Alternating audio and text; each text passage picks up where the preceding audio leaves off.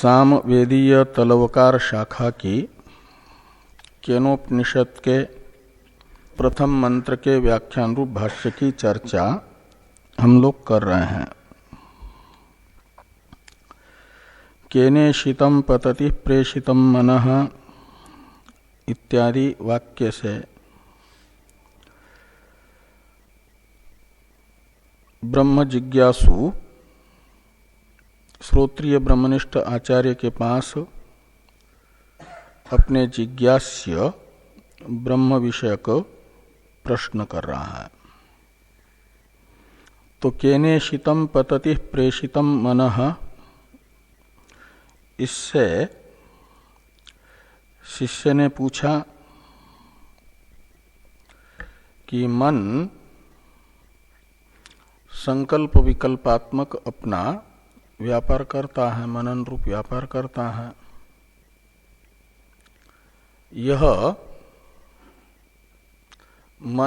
मनन रूप व्यापार करने वाला भौतिक होने से जड़ है। जड़ होने से उसकी स्वतः प्रवृत्ति मनन रूप व्यापार में असंभव है। जड़ में चेतन की प्रेरणा से ही प्रवृत्ति देखी जाती है किसी भी व्यापार में। तो भौतिकत्वात् मन जड़ होने से मनन रूप व्यापार में प्रवृत्त होने वाला मन का प्रवर्तक कोई न कोई चेतन है, यह प्रश्न करने वाले ब्रह्म जिज्ञासु को स्वयं निश्चित है। वह भौतिक बाह्य जड़ पदार्थों का प्रवर्तक जो लोक में देखा जा रहा है, वह तो लोक में व्यवहार अवस्था में चेतन के रूप में प्रसिद्ध व्यावहारिक चेतन के रूप में जो कार्यक्रम संघात है, वह इच्छा या बोलना या अन्य कोई क्रिया रूप प्रेरणा से युक्त होकर के बाह्य जड़ पदार्थों का प्रवर्तक होता है, यह भी उसे स्वयं निश्चित है। जिज्ञासु को, बुद्धिमान जिज्ञासु है, तो उसे ये मालूम है कि लोक में अभी तक जो भी प्रेर्य प्रेरक भाव देखा गया, वहां पर प्रेरक लौकिक इच्छादि रूप किसी न किसी प्रेरणा रूप विशेष से युक्त है, सविशेष है। तो बाह्य जड़ पदार्थों का प्रेरयिता सविशेष होता है। ऐसा ही आध्यात्मिक जड़ कार्यक्रम संघात का प्रेरक जो चेतन है, वह किसी न किसी अपने प्रेरणा रूप व्यापार आत्मक विशेष से युक्त सविशेष है या निर्विशेष है। आध्यात्मिक कार्यक्रम संघात का प्रेरक चेतन वह सविशेष है कि निर्विशेष है, इसका निर्धारण उसके मन में नहीं है।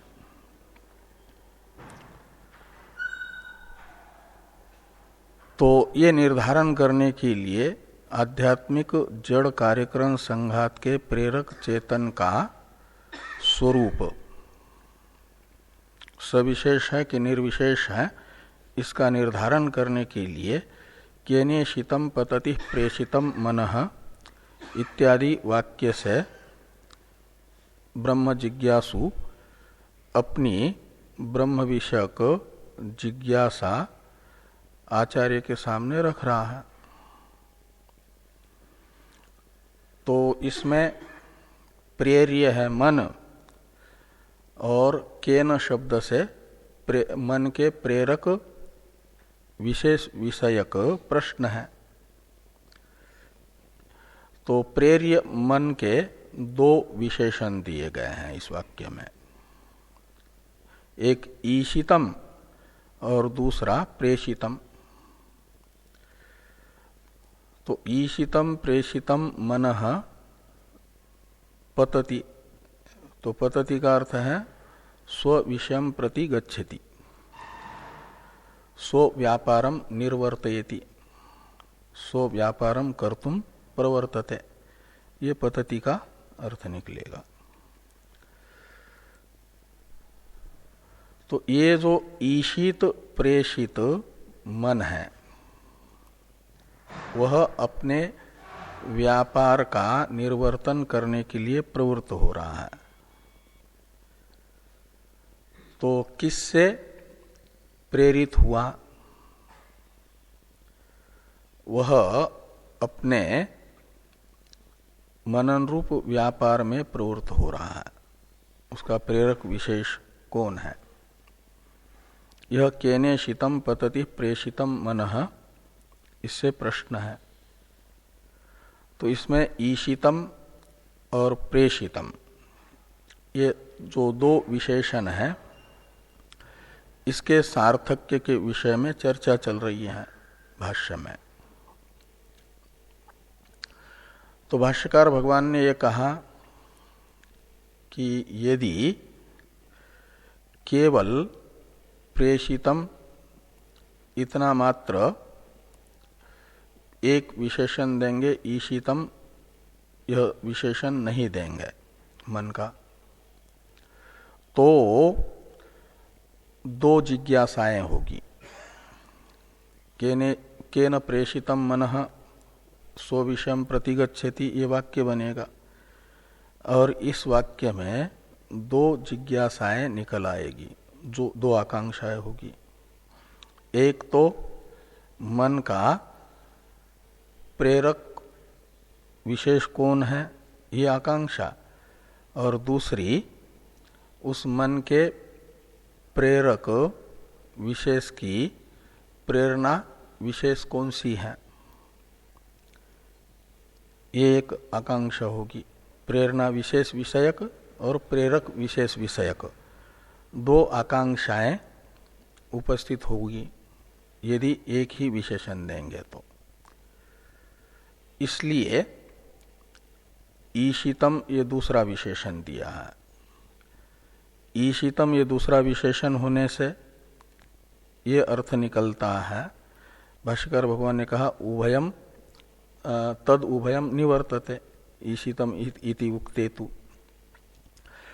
तो ईशितम ये विशेषण देने से उभय आकांक्षा निवृत्त होती है। उभय आकांक्षा निवृत्त होती का अर्थ है दोनों आकांक्षाएं नहीं रहती हैं, ये बात नहीं। एक सत्वेपि द्वयम नास्ति, एक नियम है। द्वयाभाव उभयाभाव दो प्रकार का होता है। दो में से एक हो एक न हो तब भी कहा जा सकता है दोनों दो नहीं है, एक ही है। और दोनों भी न हो तब भी कहा जा सकता है दोनों नहीं है।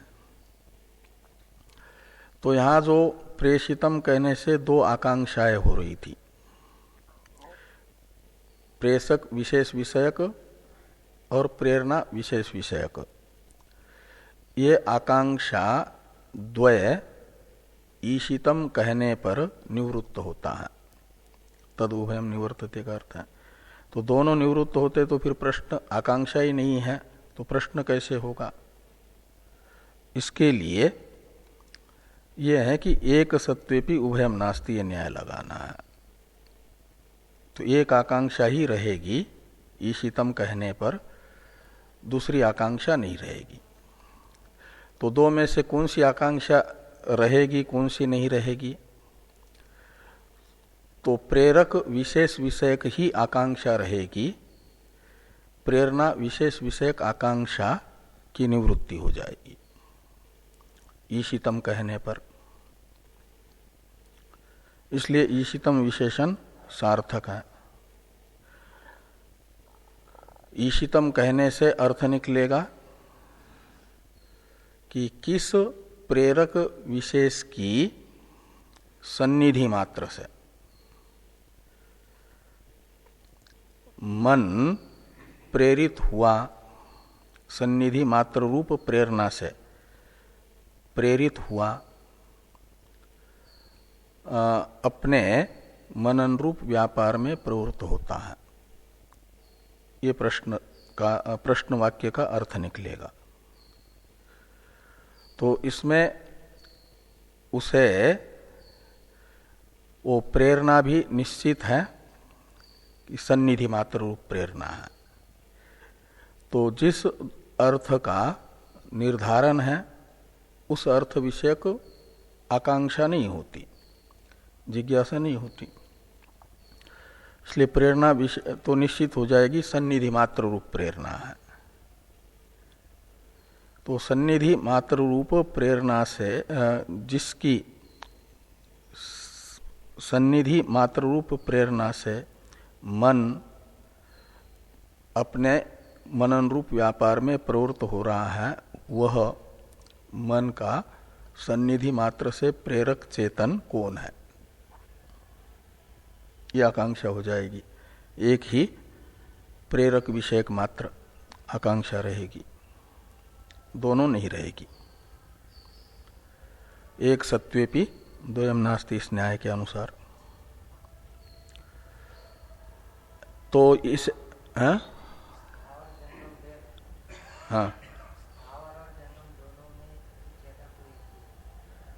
हाँ ठीक है, चेतन एक है।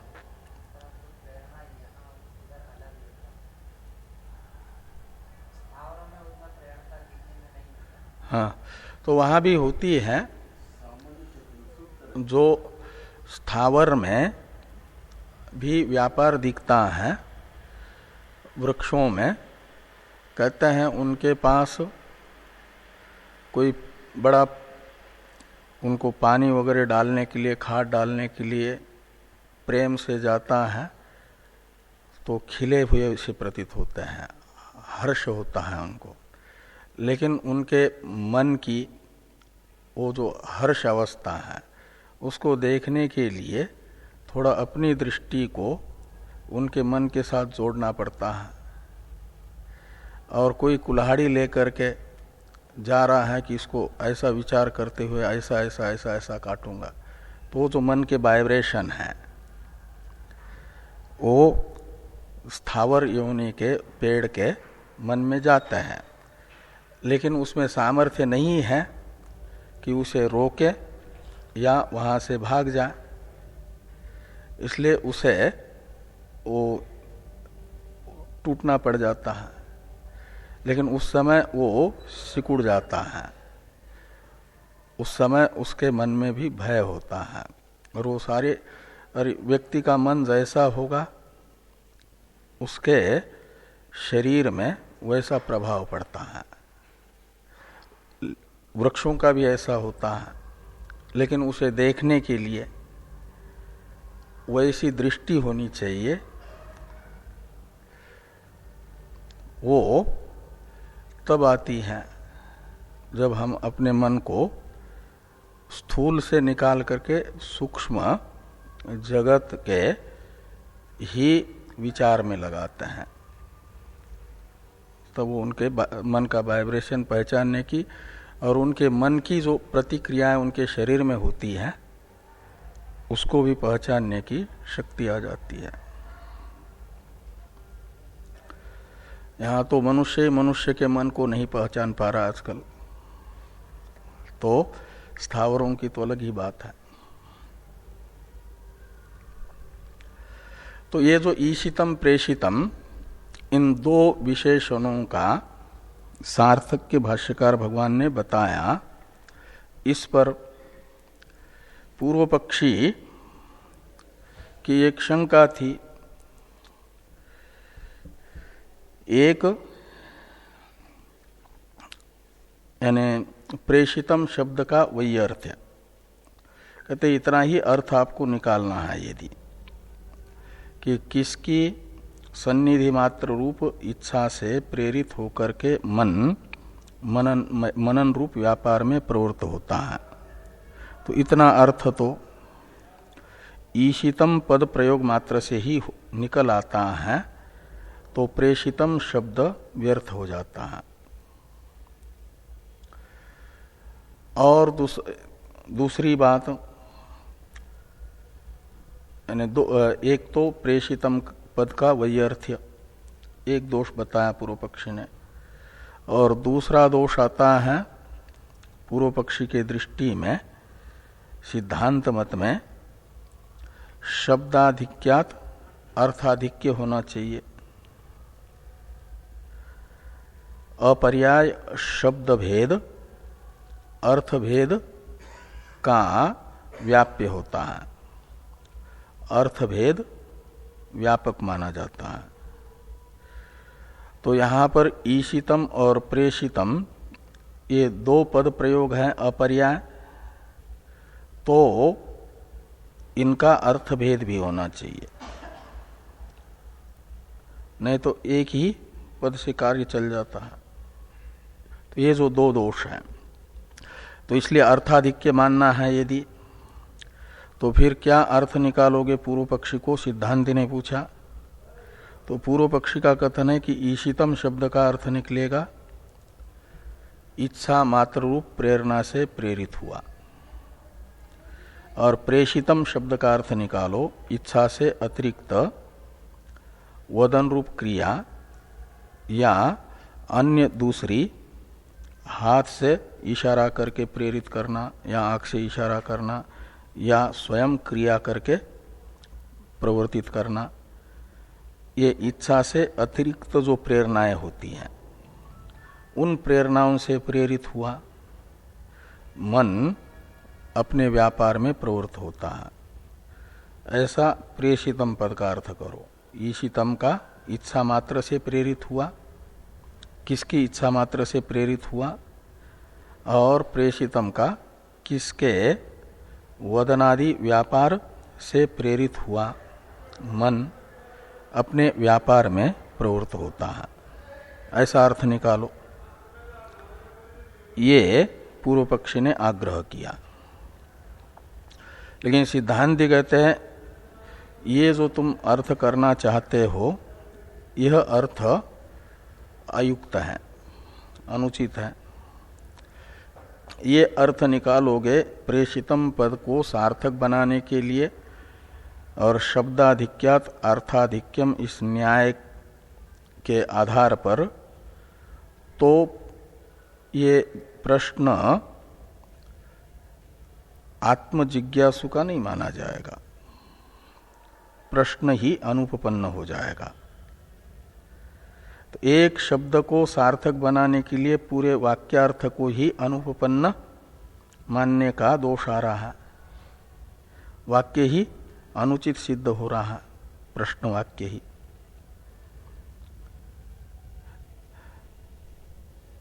क्योंकि ये देखना है कि प्रश्न करने वाला कौन है। तो प्रश्न करने वाला है जो कार्यक्रम संघात है कर्म फलात्मक, इससे विरक्त, और नित्य कार्यक्रम संघात से अतिरिक्त कर्म फल से अतिरिक्त जो नित्य वस्तु है उसको जानना चाहता है, जिज्ञासु है, उसका ये प्रश्न है। तो ब्रह्म जिज्ञासु का प्रश्न है, तो निश्चित है व्यक्ति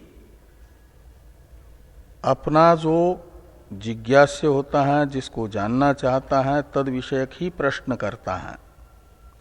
जिसे नहीं जानना चाहता उस विषयक प्रश्न, जिसे मालूम है हमारे पास समय कम है और सामने वाला सुयोग्य हमारे जिज्ञास्य का ज्ञान कराने वाला हमें उपलब्ध है, तो उसके सामने इधर उधर की बातें नहीं करेगा। जिसको जानना चाहता है तद विषयक प्रश्न करेगा।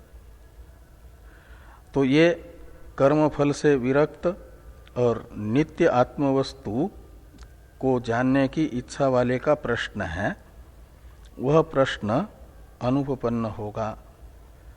यदि प्रेषितम पद का अर्थ ये मानेंगे वदनादि रूप प्रेरणा से प्रेरित हुआ मन, और ईशितम शब्द का अर्थ मानेंगे इच्छा रूप प्रेरणा विशेष से प्रेरित हुआ मन अपने व्यापार में प्रवृत्त होता है, जिसके इसका अर्थ है कि मन के प्रेरक को या तो इच्छा रूप विशेष वाला मान रहा है प्रश्नकर्ता।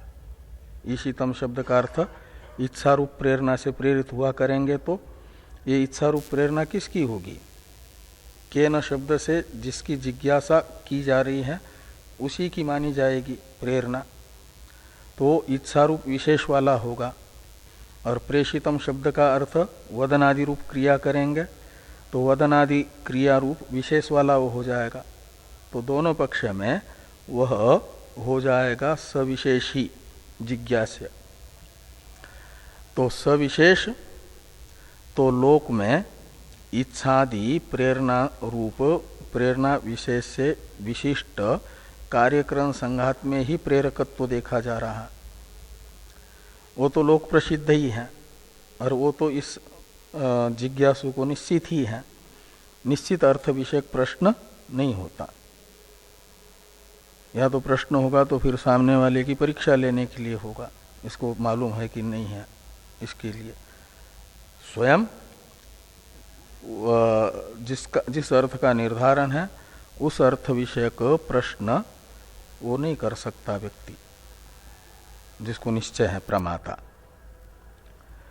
इसलिए ये प्रश्न अनुपपन्न होगा, सविशेष प्रेरक विषयक ये प्रश्न होगा, और वो प्रेरणा भी हो जाएगी उसकी विशेष इच्छा या वदनादि रूप व्यापार, वो तो कार्यक्रम संघात की है और उससे तो विरक्त है। तो कार्यक्रम संघात से विरक्त व्यक्ति का ये कार्यक्रम संघात जिस प्रेरणा विशेष से विशिष्ट होकर के प्रेरक बनता है तद विषयक प्रश्न नहीं बनेगा। ये यहाँ पर न प्रश्न सामर्थ्या देहादि इत्यादि से भाष्यकार भगवान ने उत्तर दिया है। अब एवं अपि इत्यादि जो भाष्य वाक्य हैं, इससे पूर्व पक्षी ये कहते हैं मान लिया हमने कि प्रेषितम और ईशितम का जो हम अर्थ बताना चाहते हैं वह अर्थ मानने पर आत्मजिज्ञासु का प्रश्न अनुपपत्ति नामक दोष हमारे मत में आ रहा है। इसलिए हम जो अर्थ करना चाहते हैं वह गलत है, मान लिया। लेकिन आप जो बताना चाह रहे हैं कि जिस चेतन की सन्निधि मात्र रूप प्रेरणा से प्रेरित हुआ मन अपने व्यापार में प्रवृत्त होता है, वह चेतन कौन है, ये आप कह रहे हैं ना।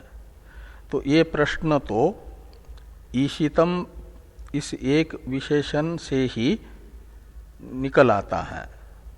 तो प्रेषितम ये जो द्वितीय विशेषण है वह निरर्थक है। ये जो दोष हमने दिखाया प्रेषितम पद में वैयर्थ्य नामक, वो दोष तो वैसा का वैसा बना रहा, उसकी निवृत्ति कैसे होगी? यह प्रश्न पूर्व पक्षी सिद्धांति के प्रति कर रहे हैं एवं अपि इत्यादि से। इसे देखिए,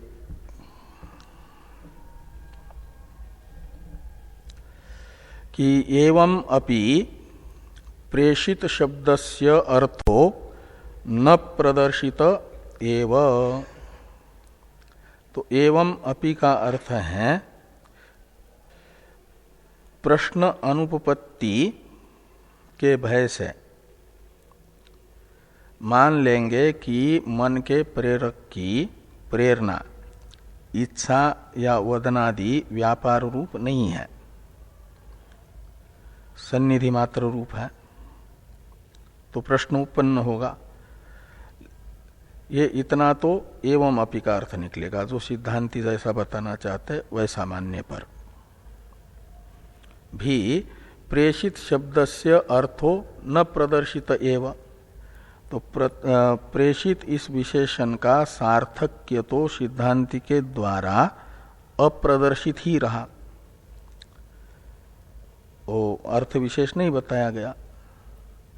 ये जो दोष है प्रेषित विशेषण में वैयर्थ्य नामक, ये कैसे निवृत्त होगा, ये पूर्व पक्षी का प्रश्न हुआ। इसे न इत्यादि से भाष्यकार भगवान पूर्व पक्षी की शंका का निराकरण कर रहे हैं।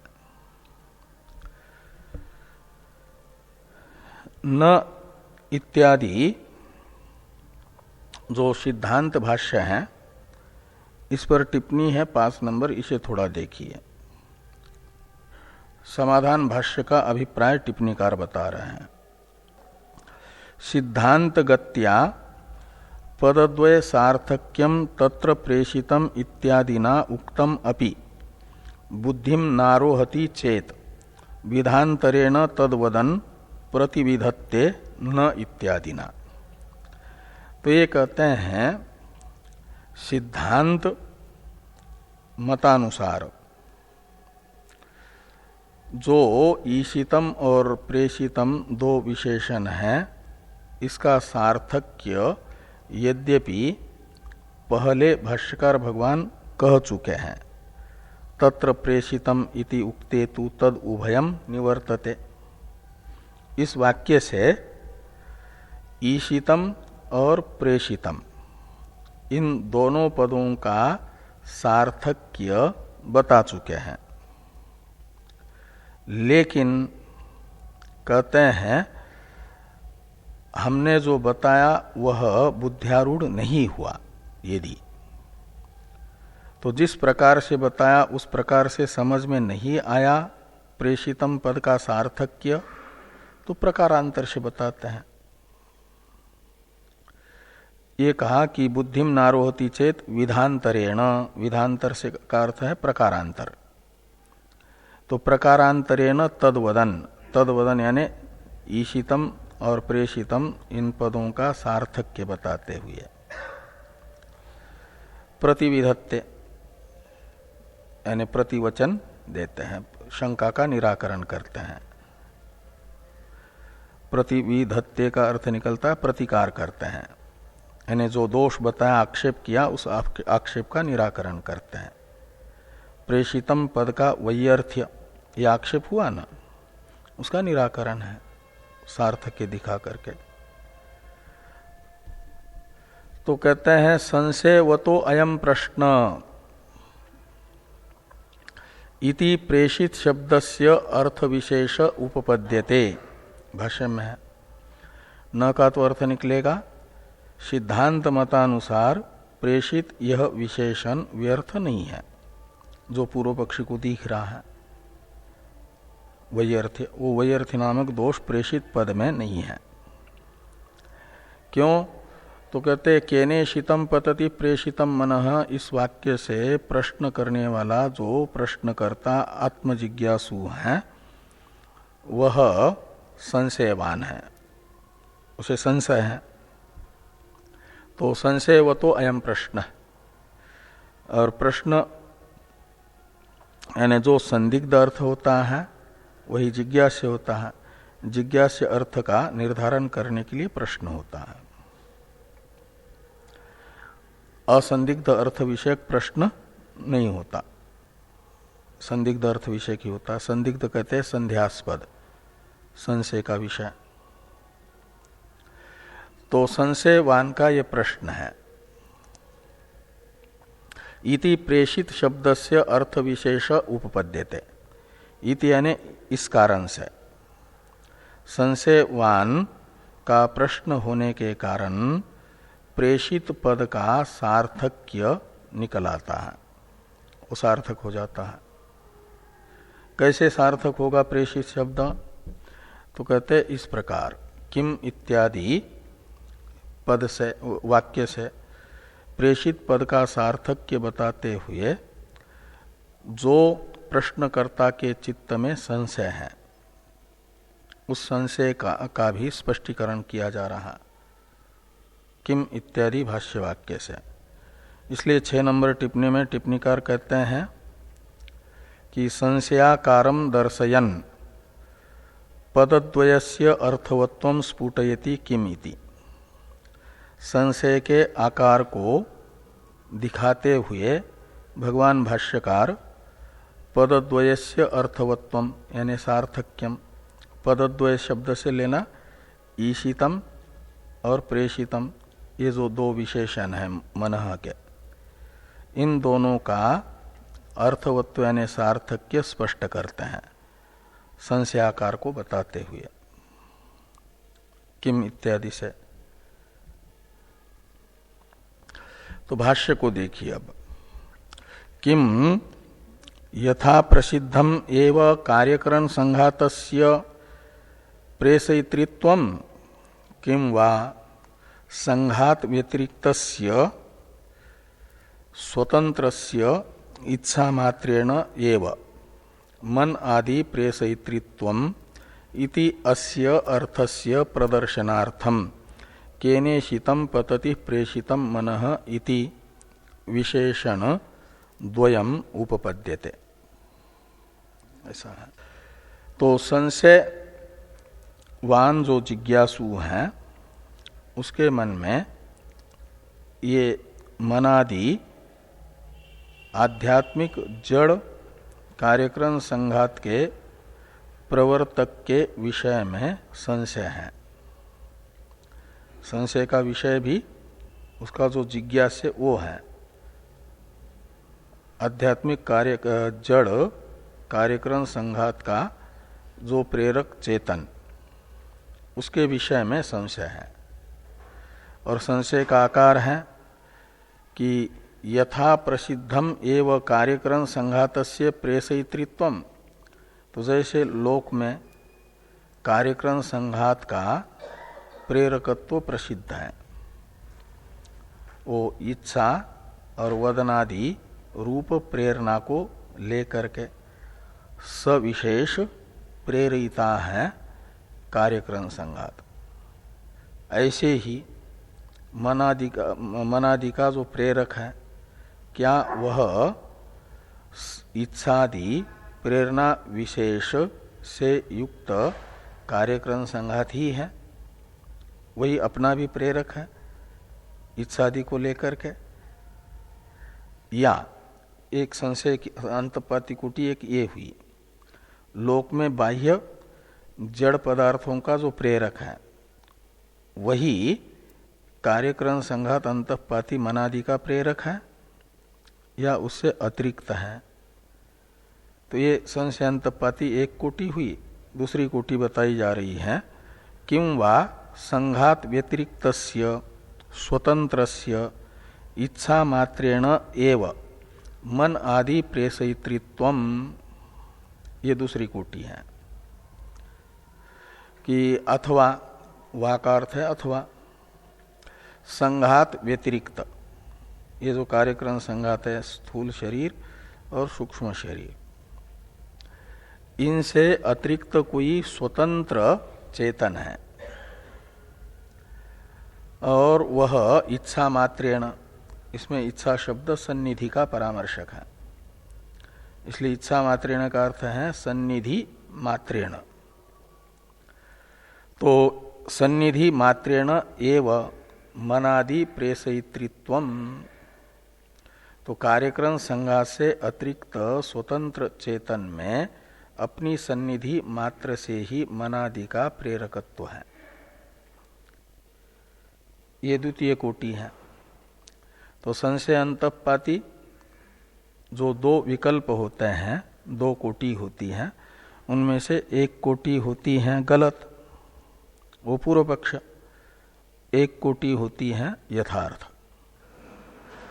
और ये संशय जिज्ञासु के मन में है, उसका ये प्रश्न है। इसके लिए संशय अंतपाती जो प्रथम कोटि है प्रेषितम, इस विशेषण के कारण वह प्रदर्शित हो रही है। प्रथम कोटि लौकिक जो प्रेरक है सविशेष, उसको बताने वाली प्रथम कोटि प्रेषितम इस विशेषण से दिखाई जा रही है। और ईशितम इस विशेषण से जो दूसरी कोटि है, जो लोक में प्रसिद्ध नहीं है, सन्निधि मात्र से प्रेरकत्व प्रसिद्ध है क्वचित कहीं कहीं। वो उसका हंस पक्षी आदि का उदाहरण भाष्य में आएगा यहीं पर। वो सन्निधि मात्र से प्रेरक होता है वैसा। तो एक कोटि वो है, वो ईशितम शब्द से बताई जा रही है। वो आएगा भाष्य में बताऊंगा। कहते हैं राजा लोग पहले वो पक्षी रखते थे, हंस पक्षी को। हाँ, वो वाला नहीं, वो भोजन के समय वो आँख में परिवर्तन होता है। यदि भोजन में कुछ विषैला पदार्थ मिला हुआ होगा और वो विषैला पदार्थ सामने आएगा हंस पक्षी के, तो उसकी आँख का रंग बदल जाता है, परिवर्तन होता है। और नहीं बदलता है, भोजन बिल्कुल शुद्ध है, कुछ मिला हुआ नहीं है, तो आँख निर्विकार रहेगी। जैसी उसकी स्वाभाविक आँखें हैं ऐसी रहेगी, उसमें कोई विकार नहीं होगा। तो राजा की प्रवृत्ति हो जाती है। जब हंस पक्षी का आँख निर्विकार रहता है भोजन सामने होने पर भी, तो राजा समझ लेता है कि ये भोज्य है, इसमें कुछ मिला हुआ नहीं है, तो खाने में राजा की प्रवृत्ति होती है। क्या? हाँ, लोह चुंबक का भी उदाहरण है, उस पक्षी का भी है। तो ये है सन्निधि मात्र से प्रवर्तकत्व का उदाहरण। ऐसे तो ये ईशितम शब्द से वो सन्निधि मात्र से मनादि का प्रेरक चेतन विषय प्रश्न है, वो संशयांतपति कोटि वो आएगी। और प्रेषितम शब्द से लोक प्रसिद्ध जो सविशेष प्रेरक वो कोटि आएगी। इसलिए 6 नंबर टिप्पणी में टिप्पणीकार कहते हैं कि ईशितम इति अस्य तु संघात व्यतिरिक्तेन तत्संघतेन स्व सानिध्य मात्रेन प्रवर्तितम वा इत्यर्थ।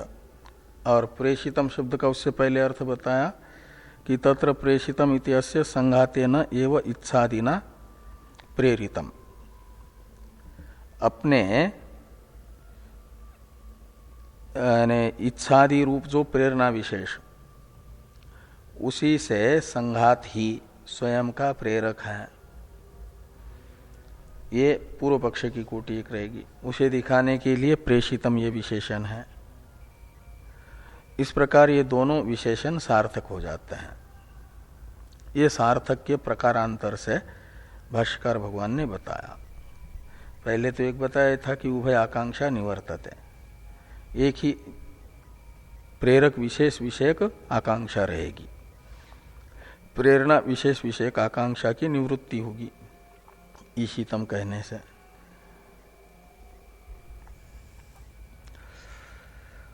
तो भाष्य में ये आया कि यथा प्रसिद्धम एवं कार्यकरण संघातस्य प्रेषयित्रित्वं किंवा संघात व्यतिरिक्तस्य स्वतंत्रस्य इच्छामात्रेण एव मन आदि प्रेषयित्रित्वम् इति अस्य अर्थस्य प्रदर्शनार्थम केनेशितम पतति प्रेषितम मनः इति विशेषण द्वयम् उपपद्यते। इस संशयाकार को दिखाने के लिए और संशय होने के कारण प्रश्न हो रहा है, ये दिखाने के लिए दोनों विशेषण सार्थक है, उपपन्न है। इस प्रकार ये ईशितम प्रेषितम पदार्थ विषयक जो चर्चा थी भाष्य में, वो पूरी हो जाती है। अब ये जो वाक्य है केनेशितम पतति प्रेषितम मनः, इससे ये बताया जा रहा है कि जिज्ञासु का मन के प्रेरक चेतन विषयक प्रश्न है। तो ये प्रश्न ही अनुपपन्न है। इस प्रकार की शंका उन लोगों के द्वारा की जा रही है जो मन को स्वतंत्र मानते हैं और स्वयं से ही उसकी प्रवृत्ति मानते हैं, उसका कोई प्रवर्तक नहीं है, स्वयं ही अपने से प्रवृत्त होगा, ऐसा मानते हैं। जो मन का स्वातंत्र्य स्वीकार करने वालों की शंका का निराकरण किया जा रहा है। इसलिए पहले उनकी शंका है ननु इत्यादि से। ननु इत्यादि का अवतरण है टीका में, तो देखिए, मनसः स्वातंत्र्यात् स्व्यतिरिक्त प्रवर्तक संभावना अभावात् प्रश्नो न घटते इति आक्षिप्य समाधत्ते ननु स्वतंत्रम इत्यादि न। कहते हैं मन स्वतंत्र है, इसलिए मन में कोई अन्य प्रवर्तक उपपन्न नहीं होगा, अन्य प्रवर्तकत्व की संभावना नहीं रहेगी। तो मनस स्वातंत्र्यात्, मन स्वतंत्र होने से, स्व्यतिरिक्त प्रवर्तक संभावना अभावात्, तो मन की स्वतंत्र होने से मन का प्रेरक मन से अतिरिक्त दूसरा कोई नहीं होगा, संभावना नहीं है उसकी। इसलिए ये जो मन के अतिरिक्त प्रेरक विषयक प्रश्न है आत्मजिज्ञासु का, वह अनुपपन्न है, अनुचित है, अयुक्त है। इस प्रकार का आक्षेप करके निराकरण किया जा रहा है। तो पहले आक्षेप बताया जा रहा है ननु इत्यादि से। तो ननु स्वतंत्रम मनः स्वविषये स्वयं पतति इति प्रसिद्धम। मन तो स्वतंत्र है, इसलिए वह किसी की प्रेरणा के बिना स्वयं ही अपना व्यापार मनन करने के लिए प्रवृत्त होगा। स्वविषय स्वयं पतति का अर्थ है स्वयं ही अपने कार्य में जुड़ जाएगा स्वतंत्र होने से, उसे किसी की प्रेरणा की आवश्यकता नहीं है। तत्र कथम प्रश्न उपपद्यते इति। तो कहते हैं फिर ये जो प्रश्न है वह कैसे उत्पन्न होगा, वो प्रश्न तो अनुत्पन्न ही रहेगा। पहले पदार्थ विषयक विचार हुआ, वाक्यार्थ पर आक्षेप करके समाधान। पहले पदार्थ पर आक्षेप था, उसका समाधान हुआ। व्याख्यान का लक्षण तो 5 प्रकार होते हैं, 5 कृत्य होते हैं। पदच्छेद पदार्थोक्ति विग्रहो वाक्य योजना आक्षेपस्य समाधानम व्याख्यानम पंचलक्षण। तो केनेशितम पतति प्रेषितम मनः, ये जो मंत्र का प्रथम अंश है, इसकी व्याख्या भाष्यकार भगवान कर रहे हैं। इसलिए पहले पदच्छेद पदार्थोक्ति विग्रह करके वाक्य योजना करके अब आक्षेप समाधान हो रहा है। पहले ईशितम प्रेषितम पदार्थ पर आक्षेप और समाधान हुआ।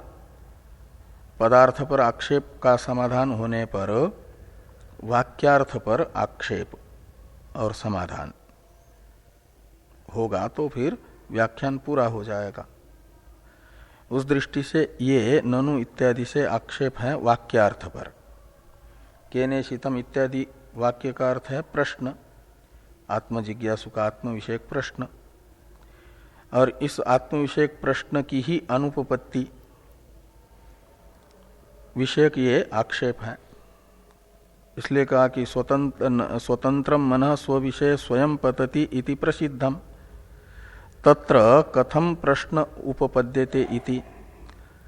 तो जब मन का स्वातंत्र्य प्रसिद्ध है, वो स्वयं ही प्रवृत्त हो रहा है, तो आप कैसे ये प्रश्न मन के प्रवर्तक विषयक मानते हो? इस प्रकार की ये शंका हुई, आक्षेप हुआ। उच्यते इत्यादि से समाधान किया जा रहा है। यदि स्वतंत्रम मनः प्रवृत्ति निवृत्ति विषयम स्यात् तर्हि सर्वस्य अनिष्ट चिंतनम न स्यात् अनर्थंच ध्यानं संकल्पयति अति उग्रे च कार्ये वार्यमानम अपि प्रवर्तत एव मनः तस्मात् युक्त एव केनेशितम इत्यादि प्रश्न। तो ये कह रहे हैं कि जैसा तुम मान रहे हो मन को स्वतंत्र, ऐसा प्रवृत्त निवृत्त होने में मन यदि स्वतंत्र होता तब तो कोई भी नहीं चाहता है अनिष्ट चिंतन करना, सब चाहते हैं इष्ट चिंतन ही। चाहते हैं इष्ट चिंतन करना, ध्यान करना चाहते हैं, लेकिन ध्यान में नहीं लगता और ध्यान में बैठने पर भी इधर उधर की बातों का ही चिंतन करता है, विषयों का। विषय चिंतन हमारे मन से न हो, आत्मचिंतन हो, प्राय लोग चाहते हैं, लेकिन नहीं होता। मन यदि स्वतंत्र होता, और इच्छा भी मन का ही धर्म है, और उसकी चाह तो है आत्मचिंतन की। अनात्मचिंतन, विषय चिंतन जो अनर्थ का हेतु है, ध्याय तो विषयान पुंस संगस्ते सुपजायते के अनुसार बुद्धिनाशात प्रणश्यति, इस श्लोक से बताया कि विषय चिंतन अनर्थ का हेतु है। तो उस अनर्थ के हेतुभूत विषय चिंतन में न चाहते हुए मन क्यों प्रवृत्त होता है? यदि स्वतंत्र होता तो ये अनिष्ट चिंतन उससे नहीं होना चाहिए, इष्ट चिंतन ही होना चाहिए। यही कह रहे हैं कि यदि स्वतंत्रम मनः प्रवृत्ति निवृत्ति विषयम स्यात् तर्हि सर्वस्य अनिष्ट चिंतनम न स्यात्, तो कोई भी अनिष्ट चिंतन नहीं करेगा, उसके अभिष्ट का ही चिंतन उसके मन से होगा, मन स्वतंत्र होता तो। अनर्थंच ज्ञानन संकल्पेति, समझता है कि मैं गलत कर रहा हूं, तब भी वैसा ही सोचता है। सोचना है तो उसे समझ रहा है कि ऐसा चिंतन करने से मेरा अनर्थ होगा, तब भी क्यों करता है चिंतन? इसका अर्थ है कि वो चिंतन करने में स्वतंत्र नहीं है, कोई उसे चिंतन में लगाने वाला है। तो वो जैसा लगाता है ऐसा मन करता है। आगे यही कहते हैं, अत्युग्र दुखे च कार्ये वार्यमानम अपि प्रवर्तत एव मनः। और अत्युग्र दुख यानी तत्काल अधिक दुख का हेतुभूत जो साधन है, उस साधन से मन को हटाने पर भी बलात् मन प्रवृत्त हो जाता है, सद्य दुख उपस्थित करने वाले कार्य में भी प्रवृत्त हो जाता है। ऐसा स्वतंत्र होता तो न करता। यही कह रहा कि तस्मात् युक्त, इसलिए मानना चाहिए कि वो स्वतंत्र नहीं परतंत्र है, वो किसी की प्रेरणा से प्रवृत्त होता है। तो तस्मात् युक्त एव केनेशितम इत्यादि प्रश्न। तो जब उसका कोई न कोई प्रवर्तक है, वो स्वतंत्र नहीं है, पराधीन है, तो जिसके अधीन है, जिसके अधीन रह करके वह मनन करता है, वह कौन है? मन का स्वामी, मन का प्रवर्तक। ये प्रश्न उपपन्न है, ये यहां पर कहा गया। यहां तक व्याख्या जो प्रथम कंडिका है उसके प्रथम अंश की है। केनेशितम पतति प्रेषितम मनः, इसमें अवान्तर 4 वाक्य है ना। पहला वाक्य है केनेशितम पतति प्रेषितम मनः, केन युक्त प्राण प्रथम प्रैति, केन प्राण प्रथम प्रैति युक्त, और केनेशिताम वाचमिमाम वदंती, ये तीसरा। और चौथा है चक्षु श्रोत्रम कौदेवो युनक्ति। ये जो 4 अवान्तर वाक्य हैं, उनमें से प्रथम अवान्तर वाक्य का व्याख्यान यहां तक था भाष्य में। अब द्वितीय अवांतर वाक्य है केन प्राण प्रथम प्रयति युक्त। इसकी व्याख्या भाष्य में आ रही है। तो केन प्राणो युक्त यानी नियुक्त प्रेरित सन प्रयति यानी गच्छति स्व व्यापारम प्रति। तो किससे प्रेरित हुआ प्राण अपना प्राणन रूप व्यापार करता है, स्पंदनात्मक व्यापार करता है। प्रयति इसमें भी इणगतो धातु है, पर उपसर्ग है, प्रकर्षेण गच्छति यानी निरंतर वह स्पंदन रूप व्यापार कर रहा है। तो जैसे मन अपंचकृत पंच महाभूतों के सम्मिलित सत्वगुण का कार्य है, ऐसे अपंचकृत पंच महाभूतों के सम्मिलित रजोगुण का कार्य है प्राण। तो पंचभूतों का कार्य होने से भौतिक हुआ, भौतिक होने से जड़ है, तो उसमें भी स्वतः प्रवृत्ति नहीं होगी स्पंदन करने में। स्पंदन रूप व्यापार में वो प्रवृत्त हो रहा है और जड़ है तो निश्चित है वह किसी चेतन की प्रेरणा से प्रवर्तित हो रहा है। तो जिस चेतन की प्रेरणा से प्रेरित हो रहा है वह चेतन कौन है? यह केन प्राण प्रथम प्रयति युक्त, इस द्वितीय वाक्य का भी अर्थ है। जो प्रथम वाक्य का अर्थ है वही द्वितीय में खाली प्रेर्य बदल रहा है। पूर्व वाक्य में प्रेर्य था मन, यहाँ प्रेर्य है प्राण। तो प्रेर्य विषयक प्रश्न नहीं है, प्रश्न है प्रेरक विषयक। तो मन रूपी प्रेर्य का प्रेरक कौन है? प्राण रूप प्रेर्य का प्रेरक कौन है? और तीसरे अवांतर वाक्य में पूछा जा रहा है। तो ये तो केन प्राण युक्त नियुक्त प्रेरित सन प्रयति यानी गच्छति स्वव्यापारम प्रति। इसमें प्रथमः ये प्राण का विशेषण है। तो प्रथम इस विशेषण के सामर्थ्य से जो अर्थ निकल रहा है उसे कह रहे हैं कि प्रथम इति प्राण विशेषणम स्यात्। प्रथम यह प्राण का विशेषण होगा, भाष्य में है। तत्पूर्वकत्वात् सर्वेन्द्रिय प्रवृत्तिनाम। तो तत्पूर्वकत्वात् सर्वेन्द्रिय प्रवृत्तिनाम यानी तत् शब्द से लेना प्राण को। तो प्राण का जो परिस्पंदन रूप व्यापार है उस व्यापार पूर्वक ही बाकी ज्ञानेन्द्रिय और कर्मेंद्रियों की प्रवृत्ति होती है। यदि प्राण का स्पंदन न हो तो चक्षुन्द्रिय रूप ग्रहण नहीं कर पाती, श्रोत्रेंद्रिय शब्द ग्रहण नहीं कर पाएगी, त्वगिंद्रिय स्पर्श ग्रहण नहीं कर पाएगी, और परिस्पंदन के अभाव में वाग इंद्रिय वदन रूप व्यापार नहीं कर पाएगी, हस्त इंद्रिय से लेन देन रूप कार्य नहीं होगा। तो सभी इंद्रियों के व्यापार में प्राण का व्यापार व्याप्त है।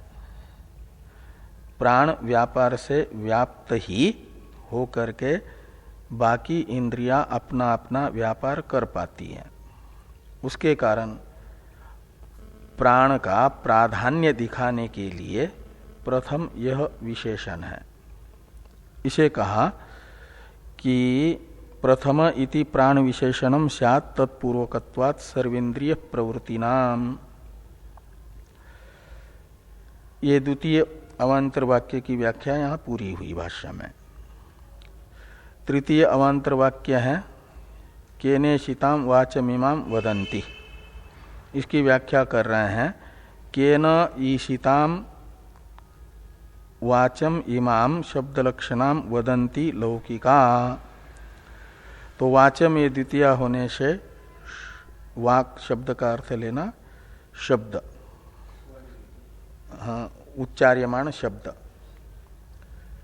तो ये जो उच्चार्यमाण शब्द हैं इसे वदंती यानी उच्चारण कर रहे हैं।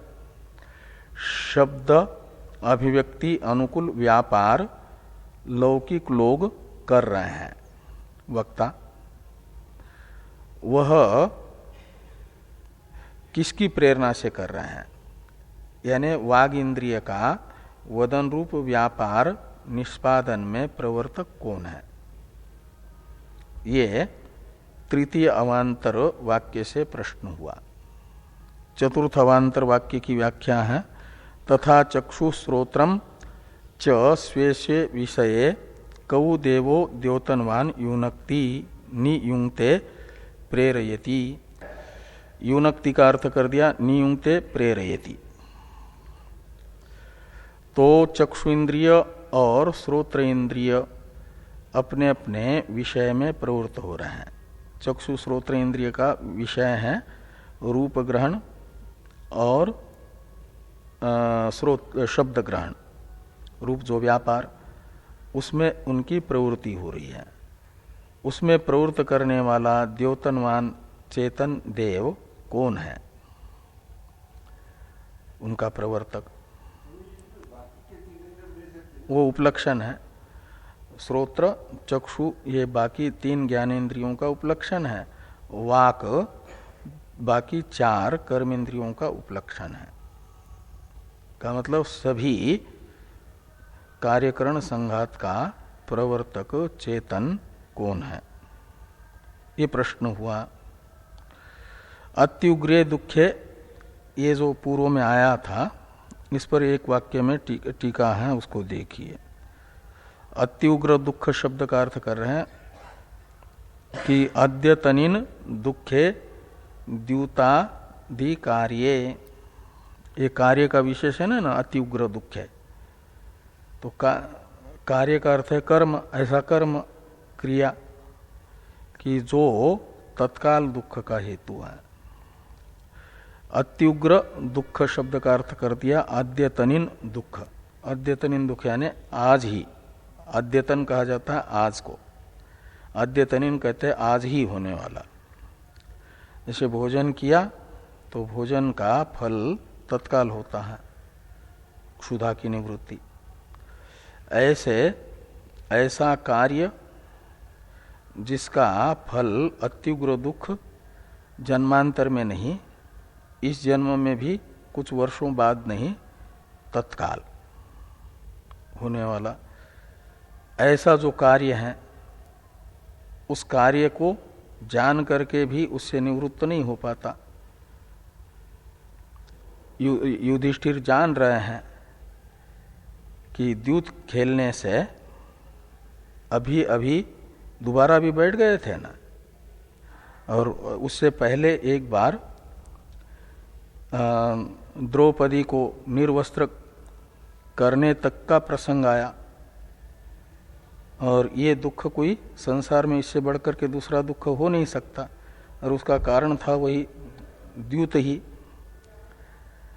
और वो दुख देखा और तब भी फिर दोबारा भी वो उसी कार्य में प्रवृत्त हो रहे हैं। ये अत्युग्र दुख है। यही कह रहे हैं टीकाकार कि द्यूतादि कार्य, अद्यतनिन दुखे द्यूतादि कार्य, द्यूतादि रूप जो कार्य है, क्रिया है, उसमें प्रवृत्त हो जाता है जान करके भी। यदि मन स्वतंत्र होता तो प्रवृत्त न होता। इसका अर्थ है कोई न कोई उसका प्रवर्तक दूसरा है। बाकी की चर्चा, प्रश्न विषयक जो वाक्य है प्रथम, इस पर चर्चा हो गई। कल द्वितीय कंडिका की चर्चा प्रारंभ होगी। ओम कल अष्टमी है क्या? क्या?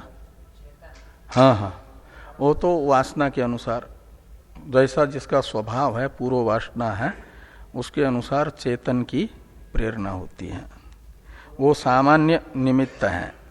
जैसे अंकुर में असाधारण कारण है बीज, और जल है सामान्य कारण, साधारण निमित्त कारण। बिना जमीन में पानी के बीज अंकुरित नहीं हो सकता बीज डालने पर भी, लेकिन वो बीज के कारण अंकुर में विविधता होती है, पानी के कारण नहीं। ऐसे वासना के कारण विविधता प्रवृत्ति में है और चेतन रूप साधारण जो कारण है उसके कारण नहीं। विविधता का कारण तो वासना है, संस्कार है।